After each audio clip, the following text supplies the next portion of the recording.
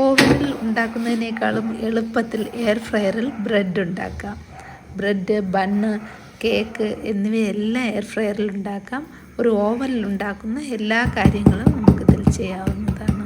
പുറമേ നല്ല മുരിഞ്ഞ ബ്രെഡാണിത്. ഉള്ളിൽ നല്ല സോഫ്റ്റ്, പഞ്ഞി പോലെ സോഫ്റ്റാണ്. നോക്കിക്കേ, ഈ ബ്രെഡ് ഉണ്ടാക്കിയത് വളരെ എളുപ്പത്തിലാണ്. 1/4 കപ്പ് ചെറിയ ചൂടുവെള്ളത്തിൽ 2 ടേബിൾ സ്പൂൺ ഈസ്റ്റ് ഇട്ടൊന്ന് മിക്സ് ചെയ്ത് വയ്ക്കാം. 2 ടേബിൾ സ്പൂണാണ്. ഇതൊന്ന് പൊങ്ങി വരട്ടെ. 5 മിനിറ്റ് കഴിഞ്ഞപ്പോൾ നല്ല സോഫ്റ്റായിട്ട് പൊങ്ങി വന്നിട്ടുണ്ട്. ഇതിൽ 2 കപ്പ് മൈദമാവാണ്. ഇതിൽ 1 ടീസ്പൂൺ ഉപ്പും ചേർത്തൊന്ന് മിക്സ് ചെയ്തതിന് ശേഷം 3/4 കപ്പ് വെള്ളം, റൂം ടെമ്പറേച്ചറിലുള്ള വെള്ളമാണ്. ഇതിനി ഒന്ന് മിക്സ് ചെയ്തെടുക്കാം. കൈകൊണ്ട് തൊടേ വേണ്ട, നല്ല എളുപ്പത്തിൽ ഇതിങ്ങനെ ഈ സ്പാച്ചുല വെച്ച് തന്നെ മിക്സ് ചെയ്യാം. അപ്പോൾ കയ്യിൽ ഒട്ടിപ്പിടിക്കുക ഒന്നുമില്ല. ഇത് നോൺ നെഡ് ഡോയാണ് ഉണ്ടാക്കുന്നത്. വളരെ എളുപ്പത്തിൽ ഉണ്ടാക്കാൻ പറ്റുന്നതാണ്. മണിക്കൂറുകൾ ഇങ്ങനെ കുഴച്ചെടുക്കേണ്ട യാതൊരു ആവശ്യമില്ല. എളുപ്പത്തിലാണ് ഇത് ഉണ്ടാക്കുന്നത്. ഇപ്പോൾ മാവ് മിക്സ് ആയിട്ടുണ്ട്. ഇത്രയും പ്രോസസ്സ് ചെയ്യാനായിട്ട് 5 മിനിറ്റേ എടുത്തിട്ടുള്ളൂ. ഈ പാത്രത്തിൻ്റെ സൈഡിലൊരൽപ്പം ഓയിൽ പുരട്ടി വയ്ക്കാം. മാവ് നന്നായിട്ടൊന്ന് റൈസ് ചെയ്ത് വരട്ടെ. 1 മണിക്കൂർ നന്നായിട്ടൊന്ന് അടച്ചു വയ്ക്കാം. ഇതുപോലൊരു പോളിത്തീൻ കവർ കൊണ്ട് മൂടി വയ്ക്കാം. അതിൻ്റെ പുറത്തൊരു തുണി കൂടി ഇട്ട് വയ്ക്കാം. ബേക്കറികളിലൊക്കെ ഉണ്ടാക്കുന്ന ബ്രെഡിൽ ബ്രെഡ് ഇംപ്രൂവർ എന്ന് പറയുന്ന ഒരു സാധനം കൂടി ചേർക്കാറുണ്ട്. ബ്രെഡ് നല്ല സോഫ്റ്റായിരിക്കാനും കുഴയ്ക്കാനുള്ള എളുപ്പത്തിനുമൊക്കെ വേണ്ടിയാണ് അത് ചേർക്കുന്നത്. ഇതൊന്നും ചേർക്കാതെ തന്നെ മാവ് നന്നായിട്ട് പൊന്തി വന്നിട്ടുണ്ട്. നോക്കിക്കേ. ഇനി ഇത് വീണ്ടും ഒന്നുകൂടി ഒന്ന് മിക്സ് ചെയ്ത് കൊടുക്കാം. ഇതിൽ നട്ട്സ്, സീഡ്സ് ഒക്കെ ചേർക്കാവുന്നതാണ്. മാവിൻ്റെ കൂടെ വേണമെങ്കിലും ചേർത്ത് മിക്സ് ചെയ്യാവുന്നതാണ്. ഞാനിതിൽ 1 ടേബിൾ സ്പൂൺ ഫ്ലാക്സ് സീഡ് ചേർക്കുന്നു. എന്നിട്ട് വീണ്ടും ഒന്നുകൂടി ഒന്ന് മിക്സ് ചെയ്തതിന് ശേഷം നമുക്ക് ഏത് ഡിഷിലാണോ ഇത് ബേക്ക് ചെയ്യുന്നത് അതിലേക്ക് മാറ്റാം. ഞാനിപ്പോൾ ഇത് ഡയറക്റ്റ് എയർ ഫ്രയറിൻ്റെ ബാസ്ക്കറ്റിലാണ് വയ്ക്കാൻ പോകുന്നത്. ഈ എയർ ഫ്രയർ ബാസ്ക്കറ്റിനകത്ത് വയ്ക്കാൻ പറ്റിയ ചെറിയ കേക്ക് ടിന്നൊക്കെ ഉണ്ടെങ്കിൽ അതിൽ നമുക്ക് ബ്രെഡ് ഉണ്ടാക്കാം. ഞാനിപ്പോൾ ഇത് ഈ ബാസ്ക്കറ്റിൽ തന്നെയാണ് ഉണ്ടാക്കാൻ പോകുന്നത്. ഒരു ബട്ടർ പേപ്പർ വച്ചിട്ട് അതിലൊരൽപ്പം എണ്ണ ബ്രഷ് ചെയ്ത് കൊടുക്കാം. ഇതിൻ്റെ സൈഡിൽ കൂടെ ഒന്ന് ബ്രഷ് ചെയ്ത് കൊടുക്കണം, അല്ലെങ്കിൽ ഇത് ഒട്ടിപ്പിടിക്കും. നമ്മൾ ഈ ഡോ ഉണ്ടാക്കിയപ്പോൾ ഒരു തുള്ളി ഓയിൽ പോലും ഉപയോഗിച്ചിട്ടില്ല. ജസ്റ്റ് വെള്ളവും മാവും മാത്രമാണുള്ളത്. ഈ ഡോയിനെ ഈവൻലി സ്പ്രെഡ് ചെയ്ത് കൊടുക്കാം. ഇതിൻ്റെ മുകളിൽ ഒരൽപ്പം മൈദമാവ് കൂടി സ്പ്രെഡ് ചെയ്ത് കൊടുക്കാം. 1 ടേബിൾ സ്പൂൺ സീഡ്സ് കൂടി ഇടുന്നുണ്ട്. ഇതിന് പകരമായിട്ട് ഡ്രൈ ഫ്രൂട്ട്സ് കട്ട് ചെയ്തിടാം.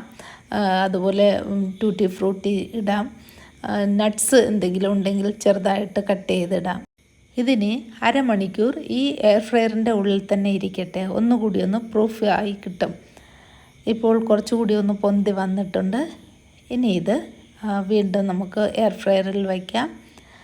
170 ഡിഗ്രി സെൽഷ്യസിൽ 20 മിനിറ്റ്. ഇപ്പോൾ 20 മിനിറ്റ് ആയിട്ടുണ്ട്. കണ്ടോ, നല്ല കളറിൽ ബേക്കായി കിട്ടിയിട്ടുണ്ട്. പക്ഷേ ഇതിൻ്റെ അടിഭാഗം ബേക്കായിട്ടില്ല. മോൾ ഭാഗത്താണല്ലോ ഹീറ്ററുള്ളത്.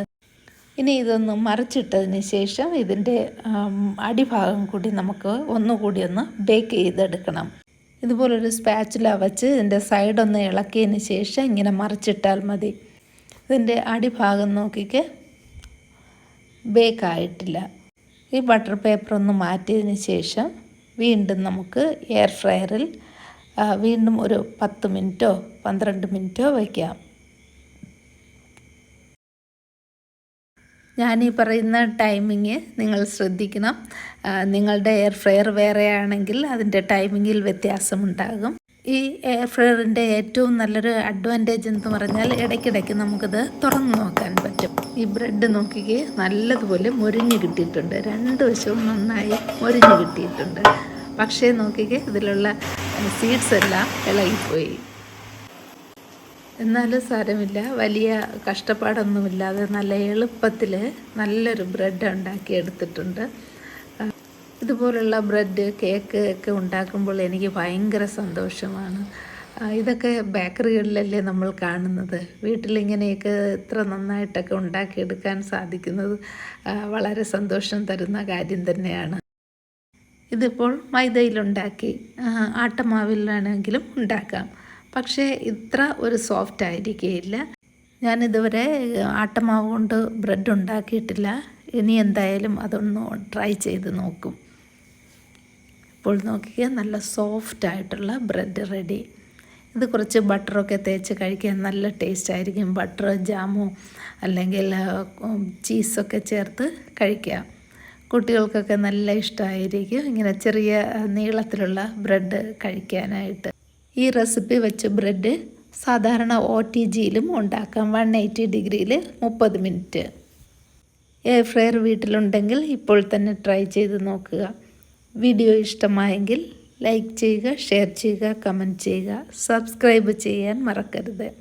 വീണ്ടും പുതിയൊരു വീഡിയോയിലൂടെ കാണാം. Thank you for watching mother's cooking lab.